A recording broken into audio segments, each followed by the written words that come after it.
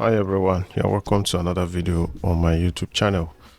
And in this new video, I'm going to show you how you can check if your smartphone is eSIM enabled.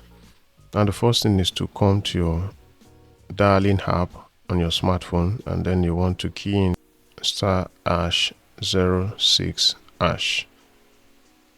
Right, so right on the screen you can see a list of numbers including IMEIs and EIDs. Now this Samsung S20 Plus, and you can see after the third line, which is at the midsection, you can see the EID right there. So that's to show that this device is eSIM enabled.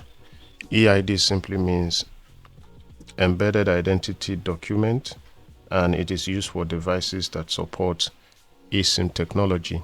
So that's how to check if your smartphone is eSIM enabled. I hope that's a useful one for you. Thank you for watching the video, and I'll see you in the next one.